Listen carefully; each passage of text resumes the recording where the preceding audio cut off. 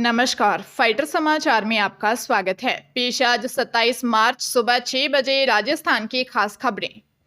Supreme court ने Allahabad high court की उस टिप्पणी पर रोक लगा दी है जिसमें कहा गया था कि मैज स्तन पकड़ना, पायजामे का नाड़ा खींचना बलात्कार के अपराध के दायरे में नहीं आता। एससी ने कहा कि टिप्पणियां पूरी तरह असंवेदनशील और अमानवीय दृष्टिकोण वाली हैं। एससी ने इलाहाबाद हाई कोर्ट के आदेश में की गई विवादास्पद टिप्पणियों पर स्वतः संज्ञान लेते हुए केंद्र, उत्तर प्रदेश और अन्य को नोटिस जारी किया है। हाईकोर्ट ने 17 मार्च को फैसला सुनाया था कि केवल स्तन पकड़ना और पजामे का नाड़ा तोड़ना बलात्कार का अपराध नहीं है। ऐसा अपराध किसी महिला के खिलाफ हमला या आपराधिक बल के इस्तेमाल के दायरे में आता है जिसका उद्देश्य उसे निर्वस्त्र करना या नग्न होने के लिए मजबूर करना है।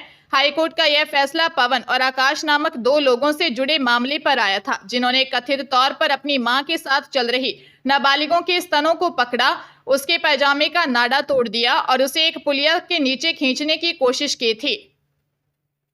भ्रष्टाचार निरोधक ब्यूरो यानी एसीबी के अधिकारियों द्वारा भ्रष्टाचारियों के खिलाफ की जा रही कार्रवाइयों के अंतर्गत कल भी एसीबी ने रिश्वत लेते हुए एक जने को काबू किया है।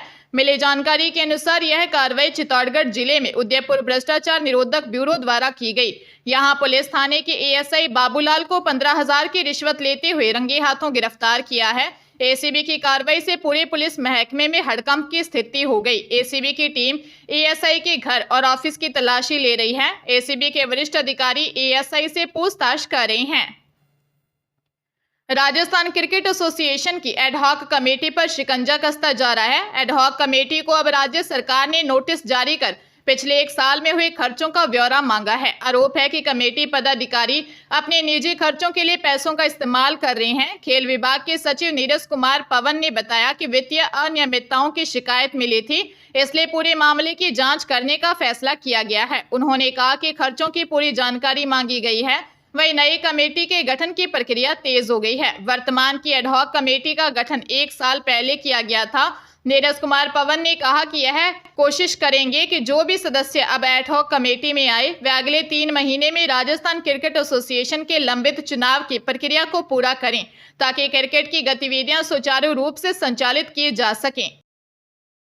रिजर्व बैंक ऑफ इंडिया यानी आरबीआई ने कहा कि बैंक विशेष रूप से प्रायोरिटी सेक्टर बैंक यानी पीएसएल छोटे लोन पर कोई भी एक्सेस चार्ज नहीं लगा सकते हैं। आरबीआई के मुताबिक 50,000 रुपए तक के प्रायोरिटी सेक्टर लोन पर कोई भी लोन संबंधी एडहॉक सर्विस चार्ज या इंस्पेक्शन चार्ज नहीं लगेगा। इससे छोटे कर्ज लेने वाले लोग अनावश्यक वित्तीय बोझ से बचेंगे। आरबीआई ने प्रायोरिटी सेक्टर पर नए मास्टर डायरेक्शन जारी किए हैं। यह 2020 में चल रहे मौजूदा गाइडलाइन की जगह लेगा।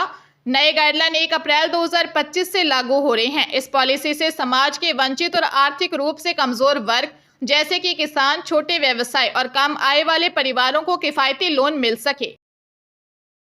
वन रक्षक भर्ती परीक्षा 2020 पेपर लीक मामले में एसओजी ने रेलवे स्टेशन मास्टर और कांस्टेबल को गिरफ्तार किया है। एसओजी के एडीजी वीके सिंह ने बताया, गिरफ्तार पूर्व कांग्रेस पार्षद नरेश देव उर्फ एनडी सारण ने पूछताछ में बताया कि 24 वर्षीय टिम्मो देवी पत्नी लिखमा राम निवासी गांव जादुओं का तला बाड़मेर हाल वन रक्षक रेंज चौटन को 13 नवंबर 2022 को दूसरी पारी का सॉलिड पेपर परीक्षा से पहले उदयपुर में पढ़ाया था। इसके एवज में कमराराम चौधरी निवासी गांव जैरू पौनियों का तला बालोतरा ने उसे 6 लाख रुपए दिए थे। वह पालनपुर गुजरात का स्टेशन मास्टर है। टिम्मो को 23 मार्च को गिरफ्तार किया था। टिम्मो का पति लिखमाराम निवासी चौटन बाड़मेर पेपर पढ़ाने के षड्यंत्र में शामिल था। वह चौटन में ट्रैफिक पुलिस कांस्टेबल है। लिखमाराम ने अपने परिचित कमराराम को बोलकर टिम्मो को वन रक्षक भर्ती परीक्षा का पेपर पढ़ाने और उदयपुर में रुकवाने की व्यवस्था कराई थी। भरतपुर कोर्ट ने जानलेवा हमला करने के 13 दोषियों को आजीवन कारावास की सजा सुनाई है। अपराधियों ने 22 साल पहले रंजिशन फसल काट रहे दूसरे पक्ष पर हमला किया था।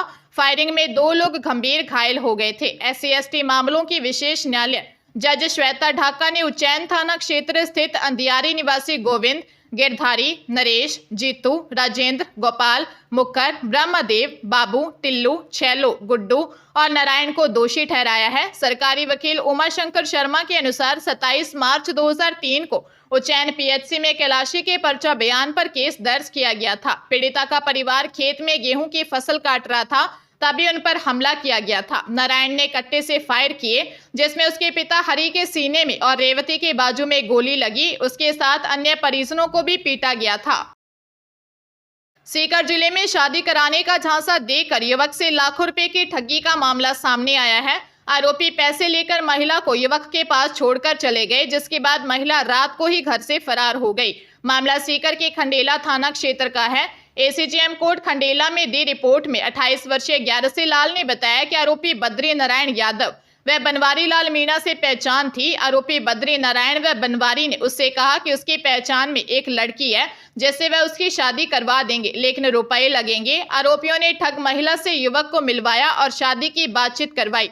बाद में युवक से 3,11,000 रुपए ले लिए और सीमा को युवक के घर छोड़कर चले गए। इसके बाद सीमा घर से फरार हो गई। इसके बाद युवक को ठगी का एहसास हुआ। खंडेला पुलिस मामले की जांच कर रही है। जीआरपी अजमेर पुलिस और आरपीएफ द्वारा की गई संयुक्त कार्रवाई में 1 किलो 344 ग्राम सोने के गहनों के साथ एक युवक को गिरफ्तार किया है। जब्त किए गए जेवरात की कीमत करीब 1 करोड़ 20 लाख रुपए आंकी गई है। मुंबई निवासी ये युवक वर्तमान में भीलवाड़ा के बापू नगर में रह रहा है। जीआरपी थाना प्रभारी सोमेंद्र कुमार ने बताया कि आरपीएफ के एएसआई राकेश कुमार और महिला कांस्टेबल उर्मिला ने ऋतिक लोडा नामक युवक को पकड़ा है।